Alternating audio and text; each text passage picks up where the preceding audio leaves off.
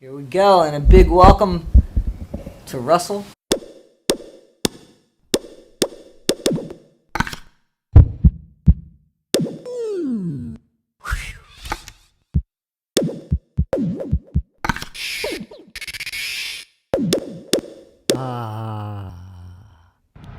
Let's talk. Coming all the way down. Thank you for having me. Thank you for the tea. Not a problem. That's not my tea, but I'm glad I could turn you on to some tea there. Well, thank you. So, if it's not one thing, it's another thing in this world of ours. Absolutely is. So who'd have thought, who'd have thought, in this country, in the United States, which we're in, did not expect October 7th, didn't expect to hear the attack of people. That history. That's the only history. I remember talking to my cousin who lives in Israel, and he was here a year ago. It was almost to the date a year ago, and he was talking to me, and I've had people say, "Oh, you should go to Israel because I've been disenchanted with the United States." And I said, "No, man, they're always under war. And no, it's a safe country." And then I'm listening to these people that are born there, and they were like, "Yeah, it was never a safe country. It just was something that we didn't think about." Like the one guy, the DUI guy, he was talking about, he'd be like watching a movie, and tanks just rolling over and stuff, and just what's for dinner. Doesn't make something safe. It just makes you accustomed to it. You know what I'm saying? Yeah. Which is unfortunately where I think we're going to end up being in the United States. But that's another podcast. But yeah, what you point out is a very important topic. It's a history for both sides, and I think that first I like to say, regardless of the situation, you never want to see anybody be hurt, especially their families and small children. And the collateral damage. Yeah. That's the problem, is the collateral. If people want to go to war, they go, but go to a land where you can have a war without hurting. I think essentially that's what brings people so close to this topic is, this is what they've been dealing with for decades. And this is something that has been brought to light, thank you to social media. More than decades, though, because like we were talking about, thousands of years ago, when the Roman Empire came and booted the Jews out of that area, because seems like as far as history is concerned, it's factual that the very first owners of this land, or first settlers of this land, were Jews. They were Jews. If somebody can prove that another culture was there before, I'd be very interested in hearing it, because as far back as they can go, I would just play devil's advocate as far as, is that coming from the Jews? Yeah. As far as that, No. It's actually it's coming from the Christians too. So we're talking biblical. And I think that the Palestinians believe that was the case too.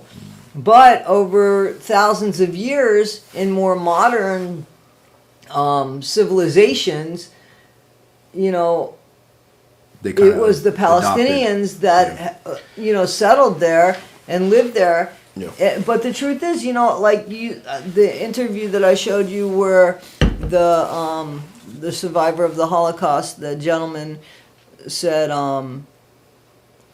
the reality is we're cousins. Yeah. That there were definitely people that stayed. There were people that stayed in the ghettos that were hidden from the Germans. Yeah. Not everybody left and went into the concentration camps. Would it be strange for, because you were saying you have family there, so would it be strange for a Jew to procreate with somebody else that's not a Jew? Absolutely so. Absolutely so. Because they lived, for the most part, the Jews and the Palestinians can live side by side. It's not the Palestinians per se. It's 1/3 of the Palestinians that supported the Hamas and that have that belief system. Yeah. Not all of the Palestinians, just like there's Jews that don't want to go into Gaza and start killing people. Yeah. You know. Well, it's interesting how they got to the Gaza Strip. But one of the things I wanted to bring up was you just mentioned that, so it would be strange for a Jew to kind of step out and procreate with somebody else. So with everything, Possibly, yeah. Well, it's happened. It certainly has happened, obviously. Yeah. You know, the Jews have married Gentiles and have procreated with Gentiles for a long, long time. Could they be shunned? Yes. But does it happen? Yeah. Yes. Okay. And so that's kind of where you think that he got the idea of being cousins and being closely related. No, what he was saying was over the course of time, just ancestry. Mm-hmm. Absolutely. Like, I see what you're saying. Like the people that remain, did they procreate with Right. Yeah, and I think Because for me, I would see it as one. they didn't have. I don't have too much of a bias as far as any affiliation or connection. So my stance is completely looking at it from the outside in. So I don't have family in Israel to kind of bounce things off of or anything like that, or But Hamas. they can. Yeah, I think that if anybody that was really related to the Hamas, I'm not too sure that they would be like waving that flag at this point in time. Right. But here's the thing: like, it's not okay for the Jewish people to go into Gaza and to behave the same way. Now, here's the thing: there's war, and then there's war crime, right? Absolutely. And Hamas has committed the atrocities of war crime. Because war crime is not going into a stadium filled with young people who are not, who are at a concert, and it was a sucker punch to them. You know, they weren't ready. This wasn't an attack on soldiers that were ready. These were people that the worst thing that they had in their hand might have been a joint. Yeah. Seriously, if that was even okay, if that's even... We can reference the same video that you were speaking of earlier when you showed me. He was speaking about Hamas and the children and how they're held captive for years, and a lot of them. And so there's a gal that's out there, and she goes out there and saves them, and then they sit down and do meditation. Yes. He said one important thing that kind of stuck out to me, and he said, you know, the lady who goes out there to meditate with them, they don't have PTSD. They right, have because it's current. Ongoing. It's current. There's nothing in the past. I mean, it's just forever. Mm. Yeah. So imagine that. Like how do you grow up and have and have like a balance of things? You know what I'm saying? Right. Like and not live in fear of going. One guy. So this guy, the DUI guy, one of his realities was that one night he went to bed, and the next day he goes to school, and that night, so like 24 hours after, he sees on the news that his neighbor went out to throw his trash and never came back. And like a week later, they found his body. I think the hardest part about seeing this right. from the outside is that you have two sides that are doing similar things, right? And as far as Israel committing the same I atrocities, subscribed you to him. Well, so you know hello, Okay, everybody. Thank you. I'll go ahead and check that out. Yeah. As far as he was there. He happened to be there visiting family. He got there on the 4th. Okay. And on the 7th. Okay. And he was able to. And he talks about how it took him forever to get home. Because all of his flights were booked. So imagine that feeling. Imagine you're in an airport. No. Right. Well, yeah. As a soldier, right? You're in an airport. You know that they just attacked outside. Mm-hmm. You know that, what are you looking for? You know that they failed us, that the Israeli military failed them. Like, that was a big deal. That was the first time in, like, because the Israeli military, as we know, very powerful, precise, an excellent military, actually took over more parts of Israel during a war when it shouldn't have. See, another thing, like, you know what I mean? So- like, you gotta be, you can't claim fair and then be unfair. Like, well, here's what I found odd about some of their tactics is, yes, one, their accolades to having technological advances far superior than Hamas needs to be identified, because that's a huge you game. heard about that dome that they have, the Iron basically. Dome. Yeah, I mean, like, think about that. So that's every just one of them. 90% of their missiles get killed, get blown up. Yeah. 10% get through, but still. As I was saying is, Israel has a huge upper hand in this, and this is something that militaristic wise and war wise we definitely have to speak of. Not only is it an unfair advantage, you can't fault them for defending their people and being prepared. However, some of the things that are happening raises a little bit of flags, especially on a war tactic. They had, and I can't remember the exact name, the Onslaught Agreement, I believe is what it was called, where they were coming to a peace because there was so much war. Right. And because Hamas didn't want to give up and Israel didn't want to give up, they came to a peace to where Gaza would be given to them. The Strip would be given to them. It wasn't Hamas at the time. So Hamas... they arised out of it. Yeah, so they came from... But the Palestinian people is... Yeah. Correct. Now, in the art of war, that's a great tactic, right? Because, one, they assumed more possession of the land, and then also they gave the Palestinians the authority to kind of control a little bit what was coming in and out of the country. However, they placed them on a very small plot of land that is surrounded by nothing but Israel, right? So You're talking about Gaza Strip. Gaza Strip. Yeah, and so the water. that's a very easy place to pick apart slowly but surely.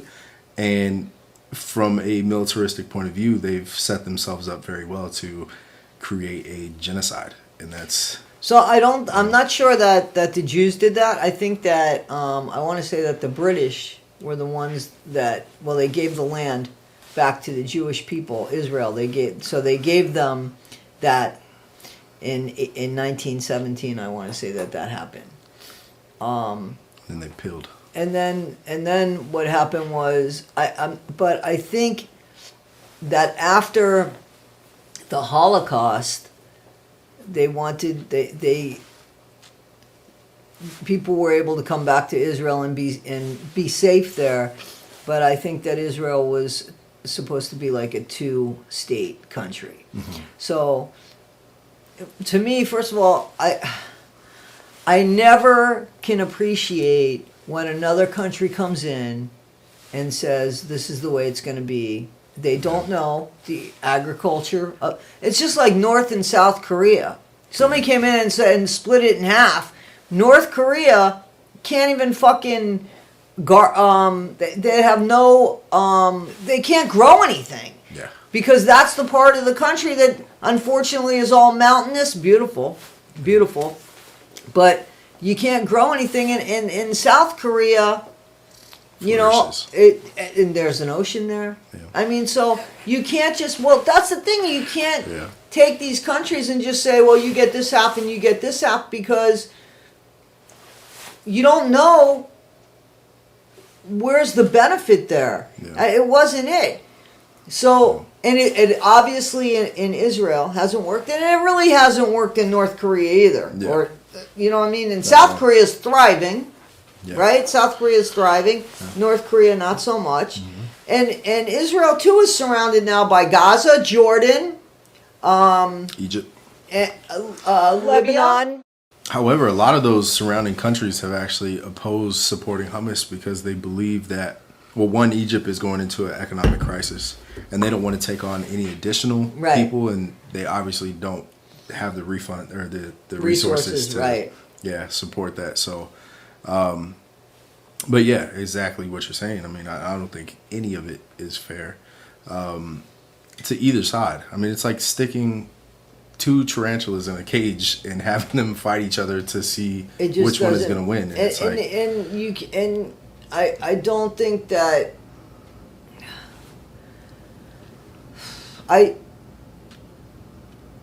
I don't think that that's ever been the answer. So back to that guy that was leaving, the DUI guy, lawyer guy that was leaving Israel, and he was like trying to get his flights out because he wanted to get back home. He kept talking about his mom, and that's a Jewish thing, I think, too, is that you don't want to throw your parents any more guilt. And his main concern was he didn't want to die while his mom was alive. I know what that feels like. You got to know what that feels like. I don't think it has anything to do with Judaism per se. Nobody wants to put that upon their parents.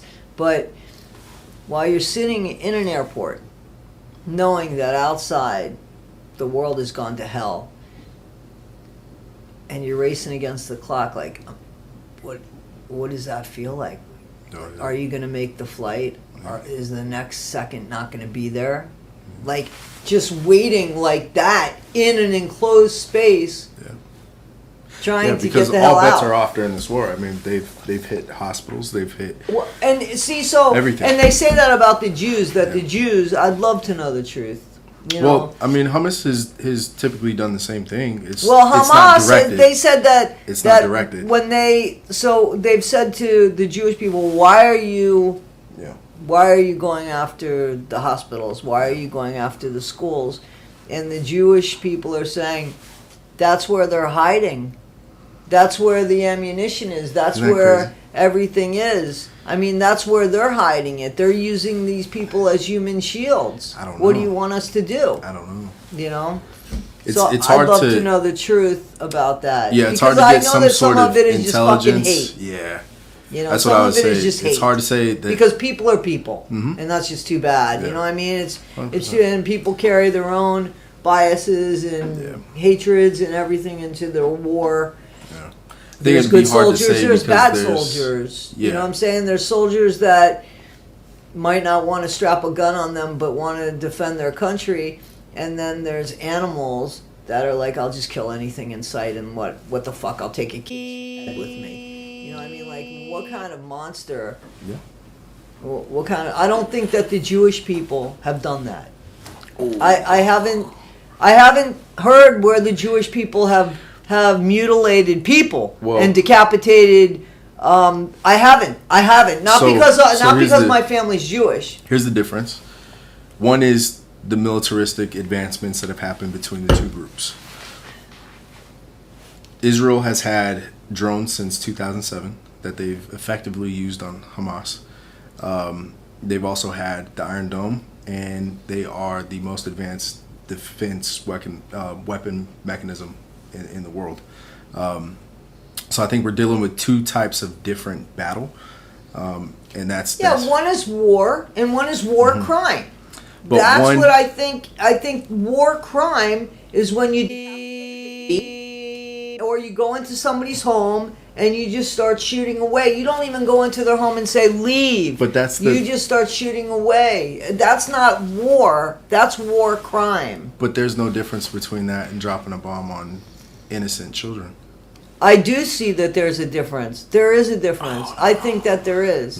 Going into a crib. Come on, man. So in the chat, I want to hear in the chat. In the 1940s, there were... You're going into... one thing, wait a minute. Wait. You're up in the sky. Yeah. Okay, you're in an airplane, and you push a button, and there's casualties. So the lives are valued less because I'm not saying... No. I'm not saying that.